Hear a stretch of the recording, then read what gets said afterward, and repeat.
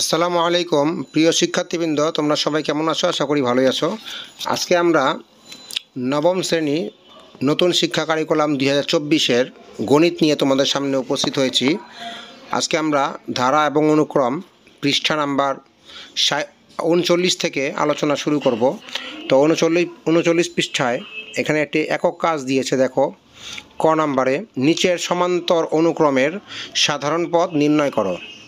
তাহলে এখানে প্রথমে এক নম্বরে দিয়েছে 5, 12, 19, 26 এই ধারাটির nতম পদ বা সাধারণ পদ নির্ণয় করতে হবে। তাহলে লেখো প্রথমে অনুক্রমটির প্রথম পদ a সমান 5 এবং অনুক্রমটির সাধারণ অন্তর d সমান সমান দ্বিতীয় পদ 12, এখান থেকে প্রথম পদ 5 বিয়োগ হবে, তাহলে হবে 7। তাহলে আমরা জানি সমান্তর অনুক্রমের সাধারণ পদ a plus n-1 into d, এর মান আমরা পেয়েছি এখানে 5, n-1 আর d এর মান পেয়েছি আমরা 7। তাহলে পরের লাইনে 5-এর 5, 7 দ্বারা nকে গুণ দিলে 7n এবং 7 ওকে 7 মাইনাসের মাইনাস, তাহলে 7 হচ্ছে মাইনাস, 5 হচ্ছে প্লাস, বিয়োগ হবে 7 থেকে 5 চলে গেলে 2, 7 বড় এই জন্য মাইনাস হবে। তাহলে সাধারণ পদ হবে বা nতম পদ হবে 7n-2। এখানে যে সাধারণ পদ পেলাম, এখানে n এর মান যদি আমরা 1 ধরি, দেখো 7 ওকে 7, 7 থেকে 2 চলে গেলে 5, যেটা আমাদের প্রথম পদ। n এর মান যদি আমরা 2 ধরি, 7 দোকানে 14, 14 থেকে 2 মাইনাস করলে দ্বিতীয় পদ পাওয়া যায় 12। এভাবে তৃতীয় পদ চতুর্থ পদ বের করা যায়। এটাই হচ্ছে nতম পদ বা সাধারণ পদের বৈশিষ্ট্য। ওই n এর মান প্রথম ধরলে প্রথম পদ পাওয়া যায়, দ্বিতীয় ধরলে দ্বিতীয় পদ পাওয়া যায়। এভাবে ধারাটি আমরা পুনরায় ফিরে পেতে পারি। এরপরে আমরা 2 নম্বরে চলে যাই। প্রথম পদ 1, তারপর 0.5, তারপর 0, তারপর মাইনাস 0.5 ডট ডট ডট। তাহলে আমরা লিখি প্রথম পদ a সমান 1, সাধারণ অন্তর d সমান সমান দ্বিতীয় পদ 0.5, এখান থেকে মাইনাস প্রথম পদ 1। তাহলে 0.5 থেকে 1 মাইনাস করলে 1 যেহেতু বড়, এই জন্য হবে মাইনাস 0.5। তাহলে আমরা জানি সমান্তর অনুক্রমের সাধারণ পদ, এটি একটি সমান্তর অনুক্রম, এর সাধারণ পদ অথবা nতম পদ a plus n-1 into d, এর মান আমরা লিখলাম 1, n-1, d এর মান লিখলাম মাইনাস 0.5। তাহলে 1-এর 1, 0.5 দ্বারা 1n-কে গুণ দিলে 0.5n হবে, আর প্লাসে মাইনাসে মাইনাস হবে। পরবর্তীতে মাইনাসে মাইনাসে প্লাস, 0.5 দ্বারা 1-কে গুণ দিলে 0.5 হবে। তাহলে প্রথমে 1 প্লাস এবং 0.5 হচ্ছে প্লাস, দুইটি যোগ দিলে 1.5 হয় এবং মাইনাস 0.5n, এটা হচ্ছে সাধারণ পদ। সেম এখানে n এর মান আমরা যদি ওই 1 ধরি প্রথম পদ পাবো, 2 ধরলে দ্বিতীয় পদ পাবো। তোমরা বসিয়ে বসিয়ে করে নিবা। তারপরে আমরা 3 নম্বর অঙ্কে চলে যাই, যার 7তম পদ -1 এবং 16তম পদ 17। তাহলে এখানে দেখো প্রথম পদ বা সাধারণ অন্তর দেয়া নেই, আমাদের প্রথমেই প্রথম পদ এবং সাধারণ অন্তর বের করতে হবে। তাহলে ধরি প্রথম পদ a দেয়া নাই, সাধারণ অন্তর d এটাও দেয়া নাই। আমরা জানি ধারাটির সপ্তম পদ এবং 16 পদ দেওয়া আছে, এইটা দিয়েই আমাদের মান বের করতে হবে a এবং d এর। তাহলে 7তম পদ a প্লাস 7-1 ইন্টু d, 7 থেকে 1 চলে গেলে 6g, a প্লাস 6g। এবার 16তম পদ a প্লাস 16-1 ইন্টু d, 16 থেকে 1 চলে গেলে 15d হবে, a প্লাস 15d। তাহলে প্রশ্ন মতে যেটা 7তম পদ পেলাম a প্লাস 6g 6d, এটার মান হচ্ছে 7তম পদ বইলা দিছে -1, এটা 1 নম্বর সমীকরণ। আবার a প্লাস 15d যেটা আমরা 16তম পদ পেলাম, এটার মান 17। তাহলে আমাদের 2 নম্বর পদটি হচ্ছে বড় এবং 1 নম্বর ছোট। তাহলে আমরা লিখি সমীকরণ 1 বিয়োগ 2, এটা একটা লিখলেই হবে, 1 বিয়োগ 2 লিখলেও হবে, 2 বিয়োগ 1 লিখলেও হবে। তাহলে সমীকরণ 1 থেকে আমরা সমীকরণ 2 বিয়োগ করে পাই। তাহলে 1 নম্বর তুললাম, 2 নম্বর তুললাম, নিচে আমাদের চিহ্ন চেঞ্জ করতে হবে। এর প্লাস আছে মাইনাস হবে, 15d এর প্লাস আছে মাইনাস হবে, 17-র প্লাস আছে এটাও মাইনাস হবে। তাহলে প্লাসে মাইনাসে কাটাকাটি যায়, 15 থেকে 6 চলে গেলে থাকে 9d, 15 যেহেতু বড় এই জন্য মাইনাস হবে। 17 মাইনাস এবং 1ও মাইনাস, এই দুইটা যোগ হবে, মাইনাস মাইনাস যোগ হয়, 17 এবং 1 18 হয়। -9 নিচে নামিয়ে দিলে -18 এবং -9 কাটাকাটি করলে 2 হয়। ডি এর মান আমরা পেয়ে গেলাম। ডি এর মান 1 নম্বর সমীকরণ বা 2 নম্বর সমীকরণে বসাইলে আমরা এর মান পেয়ে যাব a প্লাস 6g, 6d এর মান 2 বসাইলাম, তাহলে 6 দোকানে 12, প্লাস 12 ওই পাশে গেলে -12 আর -1 ছিল, -12 এবং -1 মিলে হয় -13। তাহলে আমরা এর মান পেলাম। এখন আমরা এনতম পদ অর্থাৎ সাধারণ পদ বের করতে পারবো। তাহলে সাধারণ পদের সূত্র a plus n minus one into D, এর মান -13, n মাইনাস ওয়ান, ডি এর মান হচ্ছে 2, -13 বসবে, প্লাস 2 দ্বারা nকে গুণ দিলে 2n, -2 দ্বারা 1কে গুণ দিলে 2, -13 এবং -2 যোগ দিলে হবে -15। তাহলে সাধারণ পদ হবে 2n - 15। এরপরে আমরা খ নাম্বার রিকোয়ারমেন্টে চলে যাব।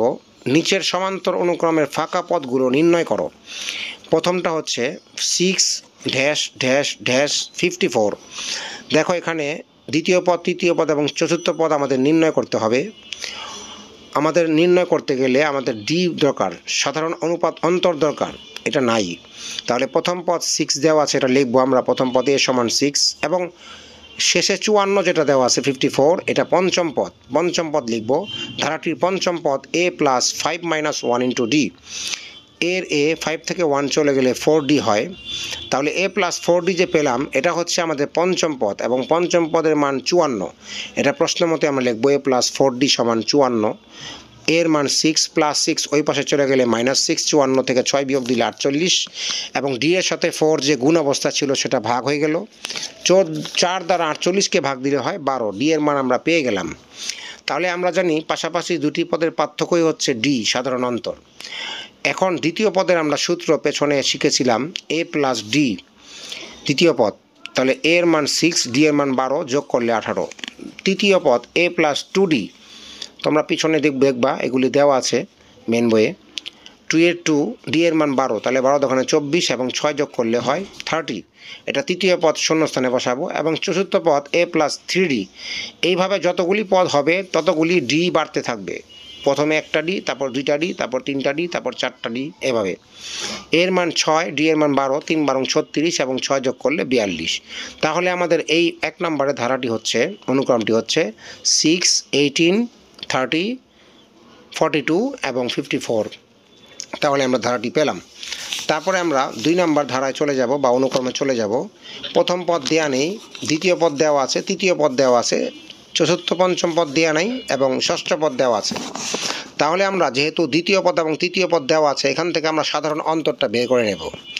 সাধারণ অন্তর ডি সমান সমান তৃতীয় পদ মাইনাস দ্বিতীয় পদ, মাইনাস করলে তৃতীয় পদ 2 মাইনাস দ্বিতীয় পদ -3, তাহলে মাইনাস মাইনাস প্লাস 3 এবং 2 হয় 5। তাহলে আমাদের সাধারণ অন্তর 5।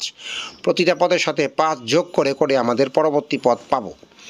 যেহেতু তৃতীয় পদ দেওয়া আছে, প্রথম পদ দেওয়া নেই, এই জন্য আমাদের এটা বিয়োগ করতে হবে, যোগ না। পরবর্তী পদগুলি যোগ করতে হবে, কিন্তু প্রথম পদটা আমাদের বিয়োগ করতে হবে। পিছন থেকে সামনে আসবো তো, এই জন্য বিয়োগ করতে হবে।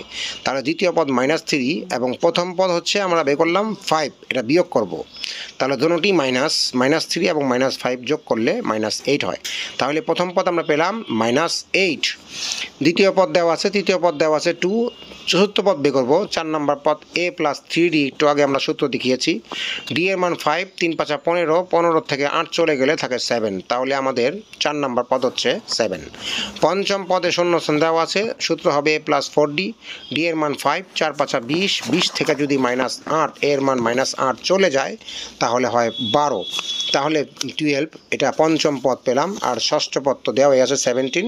তাহলে আমাদের ধারাটি হবে, প্রথম পদ হবে 5, দ্বিতীয় পদ -3 দেওয়া আছে, তৃতীয় পদ 2 দেওয়া আছে, চতুর্থ পদ হবে, প্রথম পদ -8, তারপর -3, 2, চতুর্থ পদ হবে 7, পঞ্চম পদ হচ্ছে 12, 12 এবং ষষ্ঠ পদ দেওয়া আছে 17। তো এই ছিল আমাদের খ নম্বরটি। তারপর একটি সমস্যা দেওয়া আছে, দলগত কাজ। নিচের 5টি বক্সের প্রতিটি থেকে একটি করে সংখ্যা নিয়ে সমান্তর অনুক্রম তৈরি করো। সহপাঠীদের সাথে তোমার তৈরি অনুক্রমগুলো মিলিয়ে নাও। এই যে এখানে যে তোমরা বক্স দেখতে পাচ্ছ, এই বক্সগুলো থেকে আমাদের এক একটি সংখ্যা নিয়ে আমাদের ধারা বা অনুক্রম নির্ণয় করতে হবে। 5টি বক্স আছে, আমাদের 5টি ধারা তৈরি করতে হবে। প্রতি বক্স থেকে একটি করে সংখ্যা নিবা, একাধিকও নিতে হইতে পারে। দেখো, প্রথম বক্স থেকে আমরা 2 নেব 1 নম্বর ধারা বানানোর জন্য। প্রথম বক্স থেকে আমরা 2 নেব। দ্বিতীয় বক্স থেকে আমরা নিলাম না, তৃতীয় বক্সের থেকে নিলাম 4। এই যে এখানে দ্বিতীয় বক্স থেকে আমরা 6 নিলাম, তাহলে 2 4 6 পেলাম। তাহলে আমরা 8 খুঁজবো। এখন 4 নম্বর বক্সে 8 আছে এবং 5 নম্বর বক্সে 10 আছে। তাহলে 2 4 6 8 10, এটা হচ্ছে আমার প্রথম ধারা। যেগুলি তোমরা নিবা, যে সংখ্যাগুলো নিবা সেগুলি আমরা টিক দিয়ে দিব, তাহলে আমাদের বুঝতে সমস্যা হবে, পরবর্তী ধারা নির্ণয় করতে সুবিধা হবে। তারপর 2 নম্বর ধারা আমরা বলি, প্রথম পদ থেকে মাঝখানে আছে 5, দ্বিতীয় পদ থেকে আমরা নিলাম না, আমরা 4 নম্বর বক্স থেকে নিলাম 10 মাঝখানে আছে, তাহলে 5 10, তারপর আমরা যেহেতু 5 এবং 10 5 পার্থক্য, তাহলে 5 পার্থক্য আরও যোগ করলে 10-এর সাথে 15 খুঁজতে হবে, 3 নম্বর বক্সে আছে 15, তারপরে আসবে অটোমেটিক 2 নম্বর বক্সের থেকে 20, তারপর আছে 20, তারপর 25 খুঁজতে হবে, 5ম নম্বর বক্সে 25 আছে, তাহলে আমরা দ্বিতীয় পদটা পেলাম 5 10 15 20 25, অবশ্যই যেগুলি সংখ্যা নিবা তোমরা কেটে নিবা। তারপর 3 নম্বর ধারা আমরা করতে পারি, প্রথম বক্স থেকে আমরা 3 নিব, 3 পরে তারপরে আমরা নেব 5ম বক্স থেকে 10 নেব, তারপর 17 নিয়েছি 4 নম্বর বক্স থেকে, তারপর 24 নিলাম দ্বিতীয় বক্স থেকে এবং 31 নিলাম তৃতীয় বক্স থেকে, তাহলে আমাদের 3 10 17 24 31 একটা ধারা হয়ে গেল, এটা পার্থক্য 7 করে। তারপর 4 নম্বর বক্স আমরা তৈরি করি, প্রথম বক্স থেকে আমরা 0 নিলাম, দেখো তোমরা, তারপরে আমরা 0-র পরে নেব 4 নম্বর বক্স থেকে -3, তারপর নিলাম 3 নম্বর বক্স থেকে -6, তারপর নিলাম 2 নম্বর বক্স থেকে -9 এবং সর্বশেষ বক্স থেকে 5 নম্বর বক্স থেকে -12, তাহলে ধারাটি হচ্ছে 0 -3 -6 -9 -12। তারপর সর্বশেষ ধারাটি আমরা নির্ণয় করব, এখানে আমরা নিলাম 4 নম্বর বক্স থেকে আমরা -4 নিলাম, 3 নম্বর বক্স থেকে -8 নিলাম, তারপর প্রথম বক্স থেকে -12 নিলাম মানে 12, তারপর আমরা নিলাম কোনটা নিলাম 5ম বক্স থেকে -16 এবং সবার শেষে নিলাম দ্বিতীয় বক্স থেকে -22, তাহলে হলো -8 -4 -8 -12 -16 -20, তাহলে 5 নম্বর ধারাটি আমরা পেলাম। তো বন্ধুরা, আজকে আমরা এই পর্যন্তই আলোচনা করব। আমাদের ভিডিওতে কোনো কিছু বুঝতে যদি তোমাদের সমস্যা হয় আমাদের কমেন্ট বক্সে অবশ্যই জানাবা। পরবর্তী ভিডিওতে আমরা পরবর্তী পেজ থেকে আলোচনা শুরু করব। পরবর্তী ভিডিও দেখার জন্য আমন্ত্রণ রইল। সেই পর্যন্ত ভালো থাকো, সুস্থ থাকো, ধন্যবাদ।